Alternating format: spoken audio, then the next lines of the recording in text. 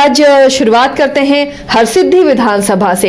हरसिद्धि विधानसभा क्यों खास है, यहाँ का मिजाज कैसा रहा है? पूर्वी चंपारण की विधानसभा सीट है, फिलहाल तो यहाँ बीजेपी का कब्जा रहा है, लेकिन क्या इस सीट का मिजाज हमेशा ऐसा ही रहा है? क्या यहाँ हमेशा से कमल खिलता रहा है या फिर कुछ चेंज भी हुआ है, या फिर पार्टी या कैंडिडेट कौन भारी पड़ता हुआ दिखता है? रंजन जी, अगर हरसिद्धि को आप स्कैन करते हैं तो हरसिद्धि के रिकॉर्ड्स क्या बताते हैं?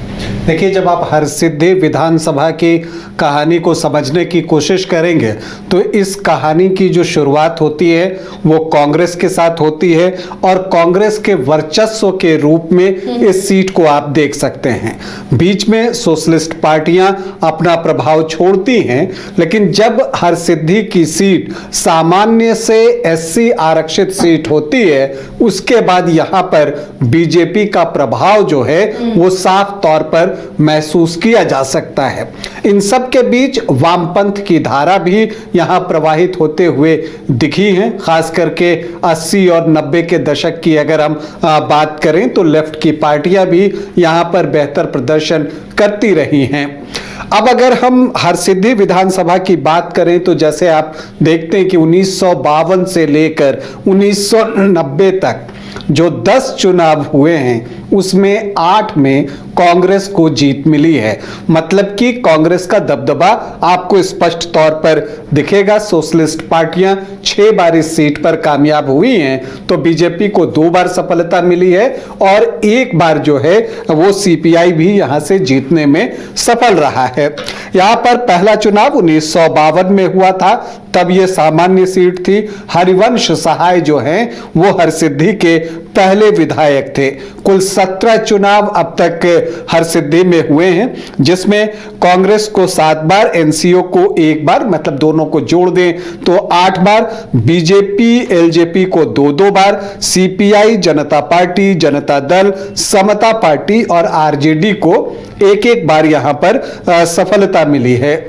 मोहम्मद हिदायतुल्लाह खान जो हैं वो सबसे ज्यादा बार इस सीट को जीतने में सफल रहे। 4 बार जो है वो हरसिद्धि के विधायक बने। बड़े नेता थे मोहम्मद हिदायतुल्लाह खान, बिहार विधानसभा के अध्यक्ष भी रहे हैं, प्रदेश कांग्रेस के भी अध्यक्ष रहे हैं और बिंदेश्वरी दुबे की कैबिनेट में मंत्री भी थे। तो 4 बार जो है इन्होंने जो है यहां से जीत हासिल की है। जब यह सीट अनुसूचित जाति आरक्षित होती है तो 2010 में यहां पहला चुनाव होता है। 2008-9 परिसीमन के अनुसार इसे सामान्य सीट से अनुसूचित जाति आरक्षित सीट में तब्दील किया गया था। 2010 में बीजेपी जो है कृष्णनंदन पासवान को चुनावी मैदान में उतारती है तो आरजेडी से सुरेंद्र कुमार होते हैं और कांग्रेस ने भी अपना प्रत्याशी दिया था विजय कुमार राम के रूप में, और यहां पर 48,130 वोट आते हैं। कृष्णनंदन पासवान को 46.87% और सुरेंद्र कुमार जो आरजेडी के प्रत्याशी थे उनको 30,066 वोट आता है, 29.28%, और विजय राम जो कांग्रेस प्रत्याशी थे उनको 6,202 वोट, मतलब कि 6% के आसपास वोट आता है। तो इस ट्रायंगुलर फाइट में बीजेपी के कृष्णनंदन पासवान जो है वो 18,064 वोटों के बड़े अंतर से जीत हासिल करते हैं। 2015 में महागठबंधन अपना आकार ले चुका था। जेडीयू, आरजेडी, कांग्रेस साथ में चुनाव लड़ रहे थे और इस समय सीट शेयरिंग में यह सीट जो है आरजेडी को गई और बिल्कुल आमने सामने का यहां मुकाबला हुआ। और यहां पर राजेंद्र कुमार जो है आरजेडी के प्रत्याशी थे, उनको 75,203 वोट आए, मतलब कि 49.87%, और कृष्णनंदन पासवान बीजेपी से चुनाव लड़ रहे थे, उनको भी अच्छे वोट आए, 64,936 वोट, मतलब 43% से ज्यादा वोट उनके पास भी था। लेकिन लगभग 50% के आसपास वोट जो है वो राजेंद्र कुमार को था। तो एक आमने सामने की लड़ाई में राजेंद्र कुमार 10,267 वोटों से ये चुनाव जीत जाते हैं। उस वक्त नोटा जो है वो तीसरे स्थान पर था। फिर 2020 होता है, जेडीयू की वापसी होती है एनडीए में, लेकिन ये सीट बीजेपी के पास ही रहती है और कृष्णनंदन पासवान जो कि अभी मंत्री भी हैं, गन्ना उद्योग मंत्री बिहार सरकार में, फिर से उन्हीं को टिकट जो है मिलता है। लेकिन आरजेडी अपने विनिंग कैंडिडेट का टिकट काट देता है और कुमार नागेंद्र बिहारी जो कि नागेंद्र राम के नाम से भी जाने जाते हैं, उनको जो है वो लालटेन का निशान देकर चुनावी मैदान में हरसिद्धि में उतार देता है। तो आरएलएसपी से रमेश कुमार जो है वो प्रत्याशी बनते हैं। तो यहां कृष्णनंदन पासवान को 84,615 वोट आते हैं, मतलब 49.71%, लगभग 50% के आसपास। तो फिर कुछ और बच नहीं जाता। हालांकि नागेंद्र राम को 68,930 मतलब 40.5% वोट आए और रमेश कुमार भी 10,523 वोट लाने में कामयाब हुए। 6.2% उनका मत प्रतिशत रहा। तो अगर आप इसे देखिए तो लगता है कि जब बिल्कुल आमने सामने की लड़ाई जैसा कि 2015 में हुई तो आरजेडी को जीत मिली, लेकिन जब एक तीसरा कोण होता है और वो 6-7% वोट काट लेता है तो वैसी परिस्थिति में जीत यहां पर बीजेपी को मिल जाती है। और ये चीज हम देखते भी हैं, जब अभी लोकसभा का चुनाव हुआ था तो पूर्वी चंपारण में राधा मोहन सिंह जो कि सांसद चुने गए, जो 6 विधानसभा क्षेत्र थे उसमें 5 में वो लीड पर रहे, लेकिन हरसिद्धि वो विधानसभा क्षेत्र है जहां से वो पिछड़ गए। क्यों पिछड़े इस पर भी हम आगे बातचीत करेंगे, लेकिन उससे पहले दावेदारों की हम बात कर लें तो हरसिद्धि में देखिए एक दावेदार तो नेचुरली जो नागेंद्र राम हैं वही होते हैं, क्योंकि पिछला चुनाव उन्होंने लड़ा था, 40.5% उनका वोट भी था। लेकिन जो नाम और भी चर्चा में है उसमें राजेंद्र कुमार राम का नाम भी प्रमुखता से आ रहा है, जो कि 2015 में यहां से जीतने में कामयाब हुए थे। तो इन दोनों में से किसी एक को जो है वो आरजेडी यहां से टिकट दे सकता है। जबकि बीजेपी की बात करें तो मंत्री कृष्णनंदन पासवान ही प्रत्याशी होंगे, इसमें संदेह बहुत कम है। हालांकि राजनीति है, आखिरी मोमेंट पर कुछ हो जाए तो वो बात दिगर है, नहीं तो ये पूरी संभावना है कि कृष्णनंदन पासवान ही यहां से चुनाव लड़ेंगे। जन सुराज किसे प्रत्याशी बनाता है उस पर भी बहुत कुछ निर्भर करेगा। हरसिद्धि में जन सुराज भी बहुत एक्टिव है। अब अगर हम यहाँ के जातीय समीकरण को समझने की कोशिश करें तो यहाँ पर एससी 16.18% हैं और जो मुस्लिम वोटर्स हैं उनकी संख्या बहुत अच्छी है, 18.5% जो हैं वो मुस्लिम वोटर्स हैं। यादव की संख्या उतनी नहीं है, 7-8% के आसपास जो है वो यादव वोटर्स हैं। और इधर आप देखें तो ब्राह्मण 6 से 7%, भूमिहार 4 से 4.5% और राजपूत 3 से 3.5%। तो जो सामान्य जाति का चंक बनता है अगर उसमें कायस्थ को भी जोड़ लें तो वो 13 से 15% के आसपास का बनता है। कुशवाहा यहां पर अच्छी संख्या में है, 9 से 9.5%।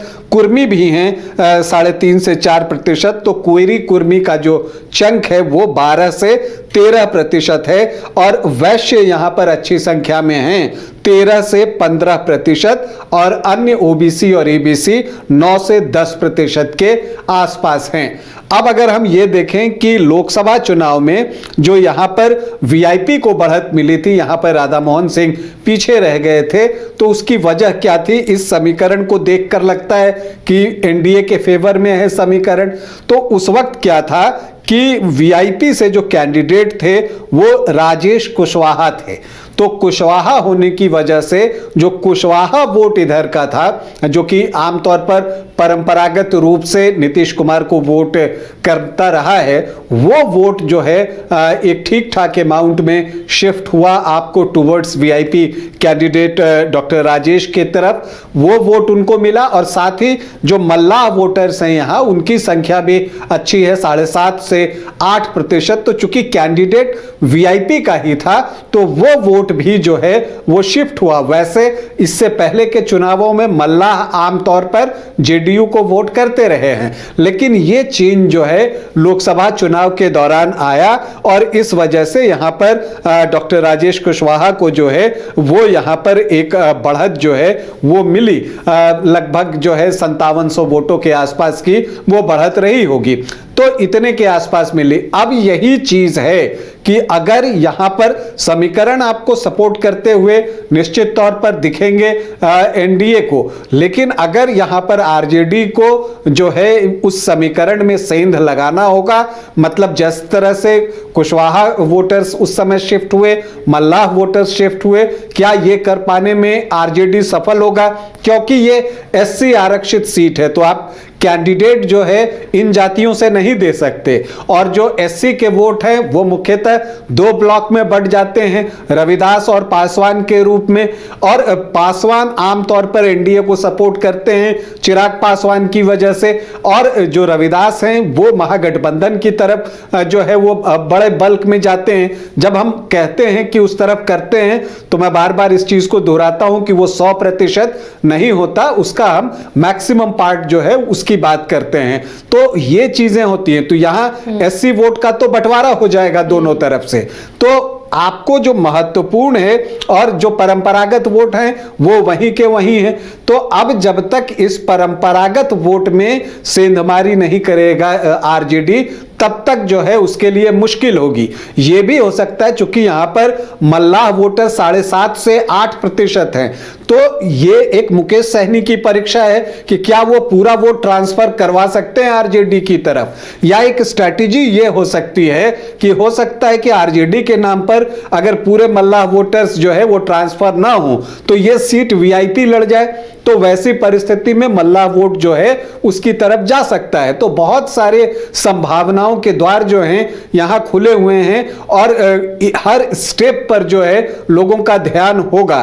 तो यही चीज जो है हरसिद्धि के चुनाव को इस बार खास बना रहा है। आमतौर पर ये एनडीए समर्थित दिखता था, लेकिन जिस तरह से लोकसभा चुनाव में यहां पर जो है लीड मिली है वीआईपी को, उसके बाद जो है एक कांटे के मुकाबले की उम्मीद हरसिद्धि में की जा रही है।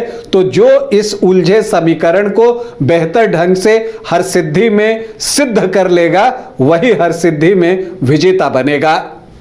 तो देखिए हरसिद्धि का फॉर्मूला और हरसिद्धि में कैसे कौन विजेता बनेगा वो तस्वीर आपके सामने है। तो बहुत दिलचस्प मुकाबला इस बार बिहार विधानसभा की तमाम सीटों पर देखने को मिलेगा।